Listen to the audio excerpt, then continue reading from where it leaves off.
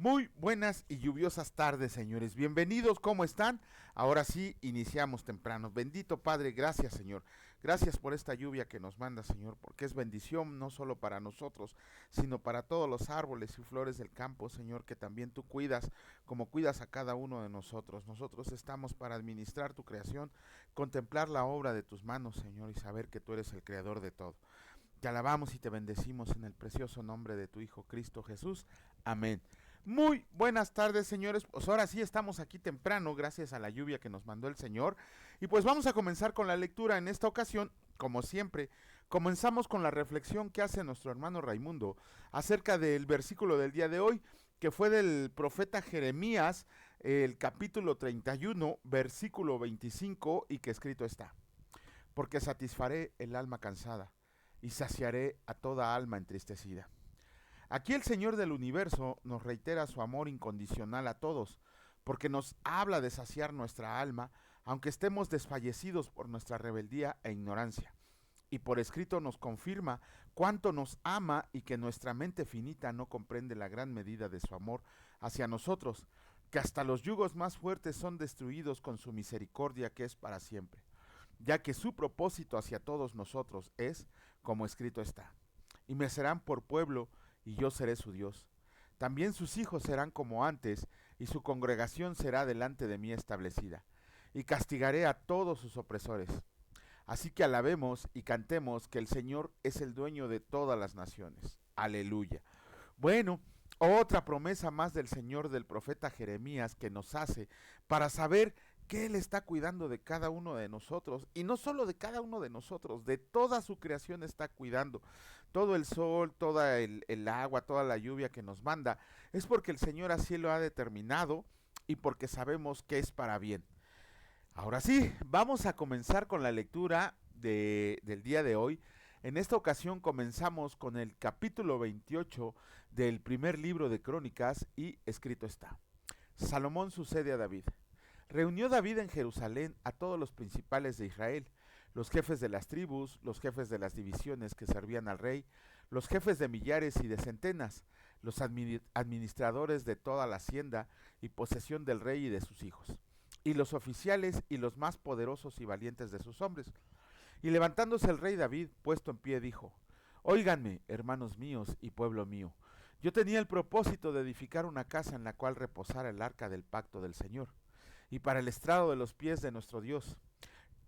Y había ya preparado todo para edificar.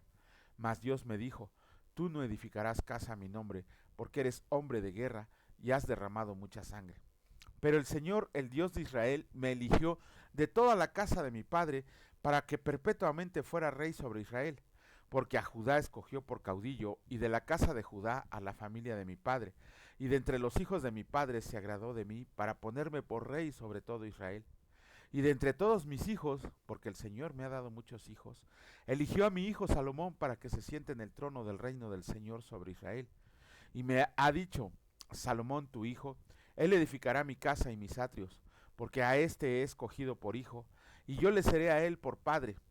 Asimismo, yo confirmaré su reino para siempre, si él se esfuerza y pone a poner por obra mis mandamientos y mis decretos, como en este día. Ahora pues, ante los ojos de todo Israel, congregación del Señor, y en oídos de nuestro Dios, guarden e inquieran todos los preceptos del Señor nuestro Dios, para que posean la buena tierra y la dejen en herencia a sus hijos, después de ustedes perpetuamente. Y tú, Salomón, hijo mío, reconoce al Dios de tu Padre, y sírvele con corazón perfecto y con ánimo voluntario, porque el Señor escudriña los corazones de todos y entiende todo intento de los pensamientos. Si tú le buscas, lo hallarás, mas si lo dejas, él te desechará para siempre. Mira pues ahora que el Señor te ha elegido para que edifiques casa para el santuario. Esfuérzate y hazla. Y David dio a Salomón su hijo el plano del pórtico del templo y sus casas, sus tesorerías, sus aposentos, sus cámaras y la casa del propiciatorio. Asimismo, el plano de todas las cosas que tenía en mente para los atrios de la casa del Señor, para todas las cámaras alrededor, para las tesorerías de la casa de Dios y para las tesorerías de las cosas santificadas, también para los grupos de los sacerdotes y de los levitas, y y para toda la obra del ministerio de la casa del Señor, y para todos los utensilios del ministerio de la casa del Señor. Y dio oro en peso para las cosas de oro, para todos los utensilios de cada servicio, y plata en peso para todas las cosas de plata, para todos los utensilios de cada servicio. Oro en peso para los candeleros de oro, y para sus lámparas, en peso el oro para cada candelero y sus lámparas, y para los candeleros de plata, plata en peso para las mesas de la proposición, para cada mesa, del mismo modo, plata para las mesas de plata. También oro puro para los garfios, para los lebrillos, para las copas y para las tazas de oro, para cada taza por peso, y para las tazas de plata por peso para cada taza. Además, oro puro en peso para el altar del incienso y para el carro de los querubines de oro, que con las alas extendidas cubrían el arca del pacto del Señor. Todas estas cosas, dijo David, me fueron trazadas por la mano del Señor, que me hizo entender todas las obras del diseño. Dijo además David a Salomón, su hijo, anímate y esfuérzate, y manos a la obra, no temas ni desmayes, porque el Señor Dios, mi Dios, estará contigo. Él no te dejará ni te desamparará, hasta que acabes toda la obra para el servicio de la casa del Señor.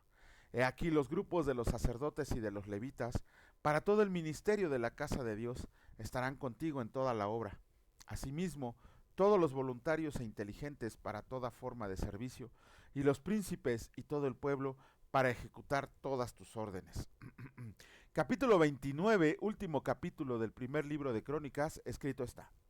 Después dijo el rey David a toda la asamblea, solamente a Salomón mi hijo ha elegido Dios.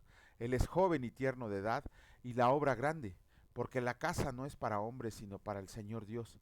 Yo con todas mis fuerzas he preparado para la casa de mi Dios, oro para todas las cosas de oro, plata para las cosas de plata, bronce para las de bronce, hierro para las de hierro, y madera para las de madera, y piedras de ónice, piedras preciosas, piedras negras, piedras de diversos colores, y toda clase de piedras preciosas, y piedras de mármol en abundancia. Además de esto, por cuanto tengo mi afecto en la casa de mi Dios, yo guardo en mi tesoro particular oro y plata, que, además de todas las cosas que he preparado para la casa del santuario, he dado para la casa de mi Dios. 3,000 talentos de oro de Ofir, y 7,000 talentos de plata refinada para cubrir las paredes de las casas. Oro pues para las cosas de oro, y plata para las cosas de plata, y para toda la obra de las manos de los artífices. ¿Y quién quiere hacer hoy ofrenda voluntaria al Señor? Entonces los jefes de familia y los príncipes de las tribus de Israel, jefes de millares y de centenas con los administradores de la hacienda del rey, ofrecieron voluntariamente y dieron para el servicio de la casa de Dios 5,000 talentos y 10,000 dracmas de oro, 10,000 talentos de plata, 18,000 talentos de bronce y 5,000 talentos de hierro. Y todo el que tenía piedras preciosas las dio para el tesoro de la casa del Señor, en mano de Jehiel Gersonita. Y se alegró el pueblo por haber contribuido voluntariamente, porque de todo corazón ofrecieron al Señor voluntariamente. Asimismo se alegró mucho el rey David, y bendijo al Señor delante de toda la congregación, y dijo David, bendito seas tú, oh Señor Dios de Israel nuestro Padre, desde el siglo y hasta el siglo. Tuya es, oh Señor, la magnificencia y el poder, la gloria, la victoria y el honor, porque todas las cosas que están en los cielos y en la tierra son tuyas. Tuyo, oh Señor, es el reino, y tú eres excelso sobre todos. Las riquezas y la gloria proceden de ti, y tú dominas sobre todo. En tu mano está la fuerza y el poder, y en tu mano el hacer grande y el dar poder a todos. Ahora pues, Dios nuestro, nosotros alabamos y loamos tu glorioso nombre. Porque, ¿quién soy yo y quién es mi pueblo para que pudiéramos ofrecer voluntariamente cosas semejantes? Pues todo es tuyo y de lo recibido de tu mano te damos. Porque nosotros, extranjeros y advenedizos, somos delante de ti, como todos nuestros padres y nuestros días sobre la tierra, la cual sombra que no dura. Oh Señor nuestro Dios, toda esta abundancia que hemos preparado para edificar casa a tu santo nombre, de tu mano es y todo es tuyo. Yo sé, Dios mío, que tú escudriñas los corazones y que la rectitud te agrada. Por eso yo con rectitud de mi corazón voluntariamente te he ofrecido todo esto, y ahora he visto con alegría que tu pueblo reunido aquí ahora ha dado para ti espontáneamente, Señor, Dios de Abraham, de Isaac y de Israel nuestros padres. Conserva perpetuamente esta voluntad del corazón de tu pueblo y encamina su corazón a ti, Asimismo, da a mi hijo Salomón corazón perfecto, para que guarde tus mandamientos, tus testimonios y tus estatutos, y para que haga todas las cosas y te edifique la casa para la cual yo he hecho preparativos. Después dijo David a toda la congregación: bendigan ahora al Señor su Dios. Entonces toda la congregación bendijo al Señor Dios de sus padres, e inclinándose adoraron delante del Señor y del rey. Y sacrificaron víctimas al Señor, y ofrecieron al Señor holocaustos al día siguiente: 1000 becerros, 1000 carneros, 1000 corderos con sus libaciones, y muchos sacrificios de parte de todo Israel. Y, y comieron y bebieron delante del Señor aquel día con gran gozo. Y dieron por segunda vez la investidura del reino a Salomón hijo de David, y ante el Señor le ungieron por príncipe, y a Sadoc por sacerdote. Y se sentó Salomón por rey en el trono del Señor en lugar de David su padre, y fue prosperado. Y le obedeció todo Israel, y todos los príncipes y poderosos, y todos los hijos del rey David. Prestaron homenaje al rey Salomón, y el Señor engrandeció en extremo a Salomón a los ojos de todo Israel, y le dio tal gloria en su reino, cual ningún rey la tuvo antes de él en Israel. Muerte de David. Así reinó David, hijo de Isaí, sobre todo Israel. El tiempo que reinó sobre Israel fue 40 años. 7 años reinó en Hebrón, y 33 reinó en Jerusalén. Y murió en buena vejez, lleno de días, de riquezas y de gloria. Y reinó en su lugar Salomón su hijo. Y los hechos del rey David, primeros y postreros, están escritos en el libro de las crónicas de Samuel vidente, en las crónicas del profeta Natán y en las crónicas de Gad vidente, con todo lo relativo a su reinado y su poder, y los tiempos que pasaron sobre él y sobre Israel y sobre todos los reinos de aquellas tierras. ¡Guau! Bueno, con esto terminamos la lectura del día de hoy y terminamos el primer libro de Crónicas. Mañana, si Dios lo permite, estaremos iniciando con el segundo libro. Aquí, como les habíamos comentado, todo el libro de Crónicas, aparte de hacer una genealogía muy extensa, se dedica más que nada al reino de David, a ver cómo lo llenó, cómo lo hizo, cómo designó a sus oficiales, cómo designó a los levitas, cómo repartió a todos en el templo conforme a la orden de Dios. No fue que él se encaprichara y dijera así van a hacer las cosas, no, Dios le había dicho cómo iba de poner en orden todas las cosas. También lo que nos asombra es la cantidad de oro, plata, bronce, hierro y madera que había en el templo. Es increíble la cantidad, es algo que no podemos ni imaginarnos. Si les digo que un talento en medida actual serían más o menos entre 30 a 33 kilos, un talento, imagínense que habla de toneladas de talentos, cuánto material dejó. Imagínense la fastuosidad del templo, o sea que todo estaba recubierto de oro, de plata, de madera de cedro. Y es increíble la fastuosidad, no podemos imaginarnos cómo era la fastuosidad de ese templo. En algún momento nos dejaron como tarea hacer una representación gráfica del templo y además qué significaba cada material utilizado en la construcción del templo cuando leímos Éxodo. Bueno, esa vez nos las hicieron del tabernáculo. Y, perdón, fue del tabernáculo la tarea que nos pidieron. Y si de por sí el tabernáculo era una fastuosidad, no, el templo debió haber sido una cosa increíble, hermosa en su fastuosidad.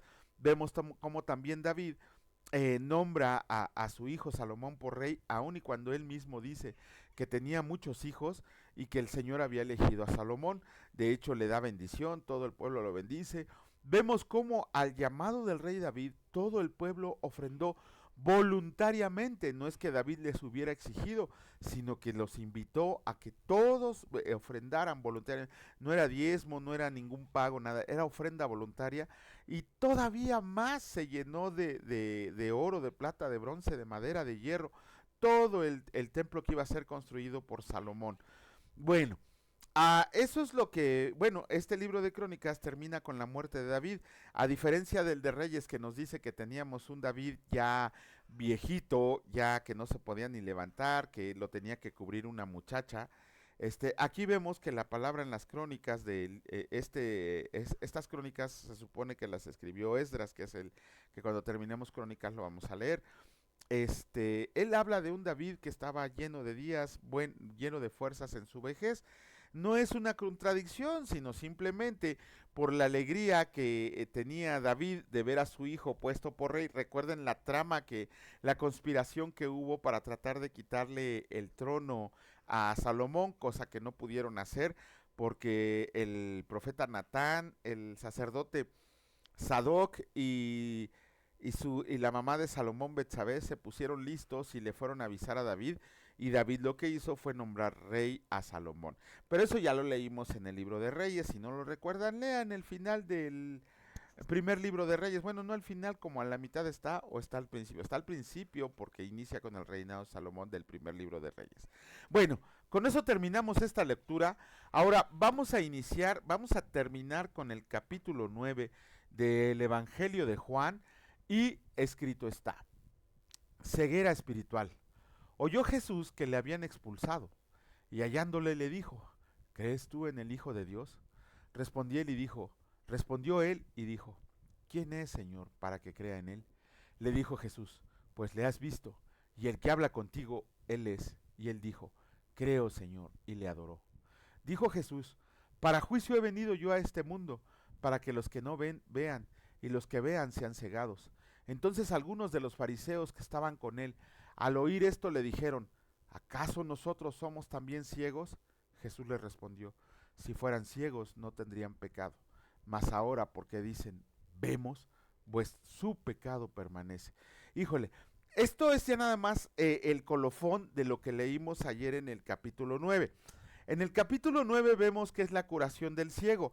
Esa es, miren, recuerden que este Evangelio de Juan se llama el Evangelio de las 7 señales porque solamente 7 milagros se mencionan en el Evangelio de Juan.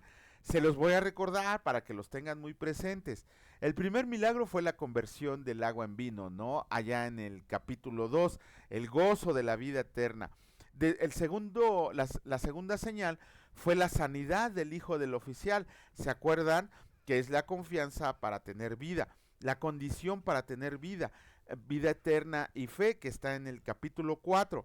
Luego leímos la sanidad del paralítico de Betesda. Ajá, ese está en el capítulo 5, que es, eso lo interpretamos como el poder para vivir la vida, pero ya libre de enfermedades, libre de pesares más que nada. No de enfermedades, sino tener la fuerza para enfrentar lo que venga del Señor.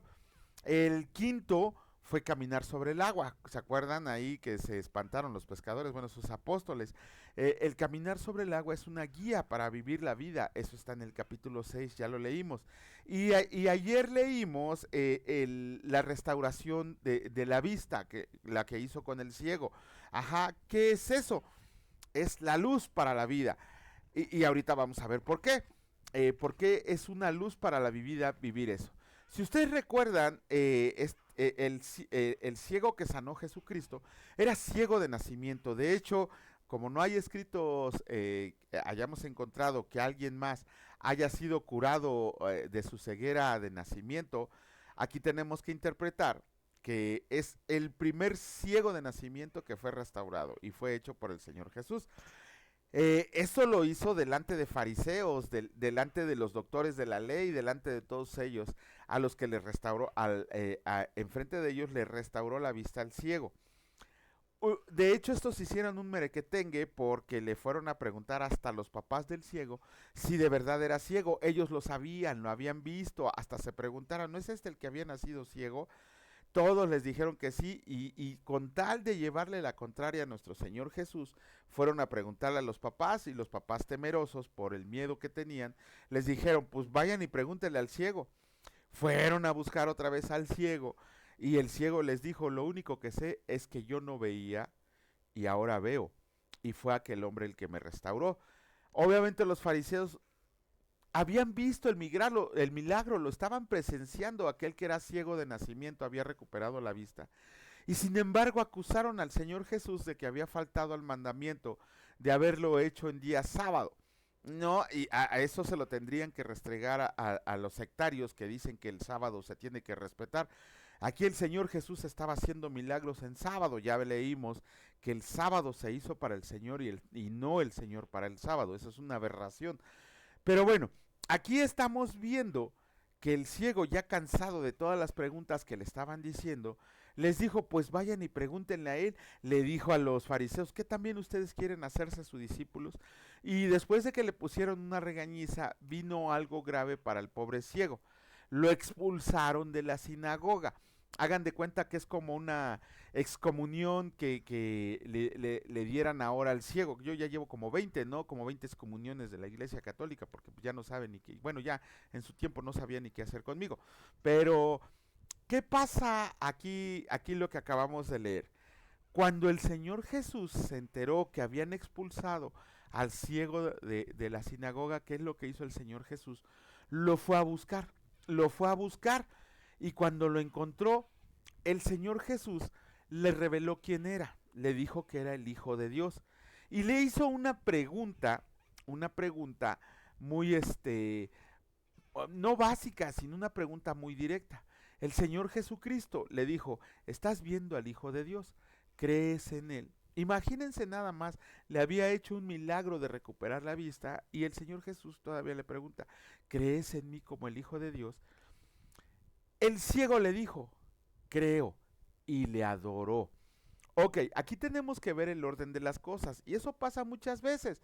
Este es un ejemplo de cómo hay muchas personas, miren, por ejemplo, el ejemplo de Albert Platinga, uno de los filósofos más influyentes del siglo pasado, y que era hasta le decían el más famoso de los ateos, el más grande de los ateos, el que combatía la religión.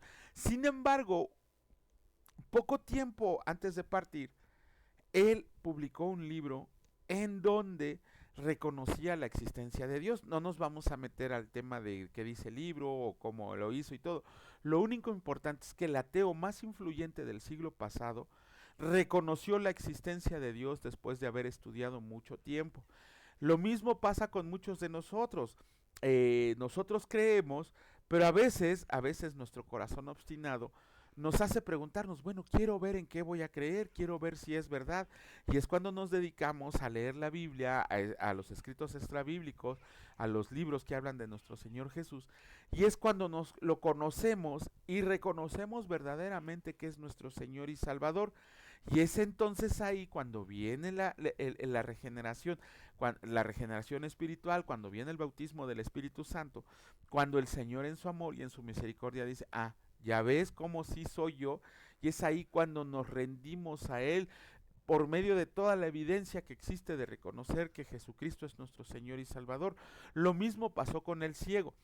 Y después de haber creído en Él, ¿qué dice la palabra que hizo el ciego?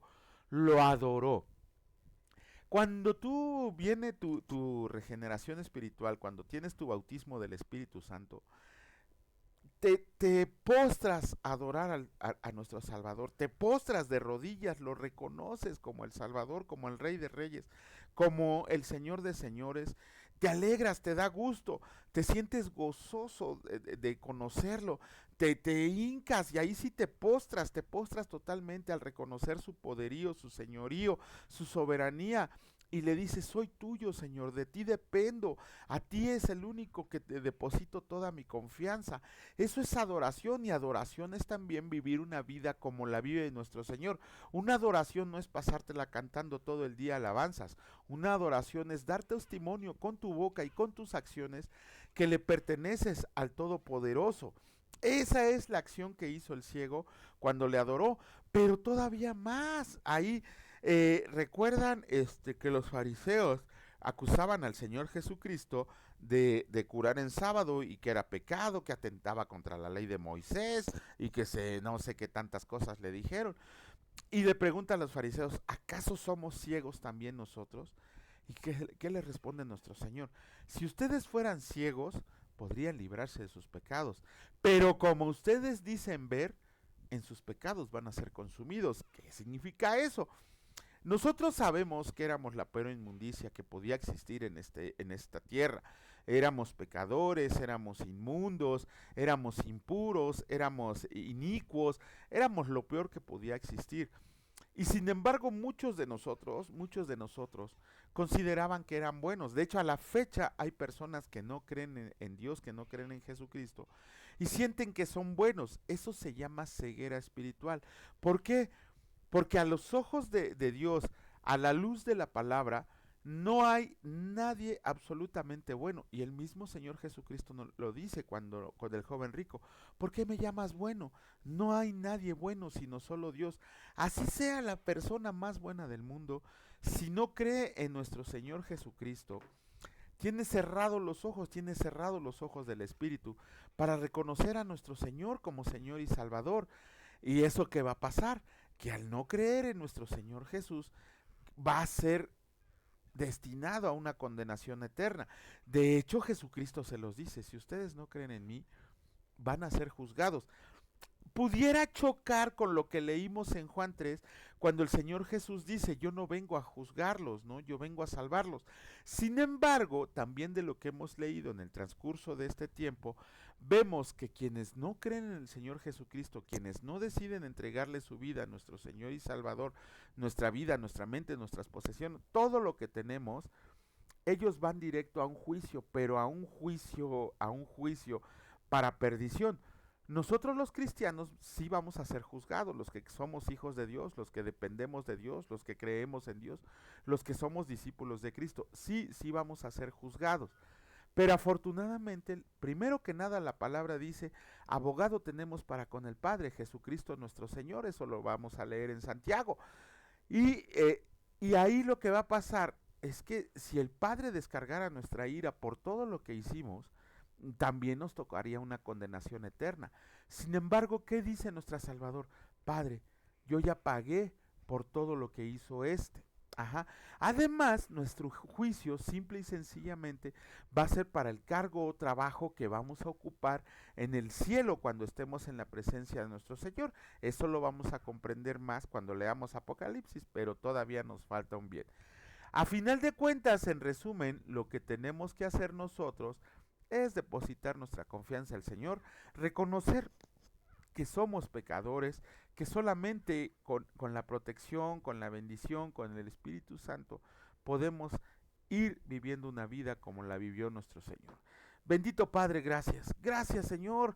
Cada día nos sorprendes, cada día nos redarguyes, cada día nos muestras lo increíble de tu palabra, lo transformador que es en nuestra vida.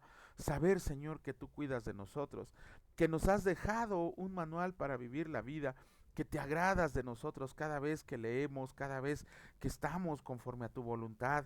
Señor, sabemos que también disciplinas y te pedimos que cuando hayas falta en nosotros, también la disciplina no sea tan dura, pero que sea la necesaria para que nosotros podamos volver nuestros ojos hacia ti, sabiendo que eres el único Rey de Reyes y Señor de Señores.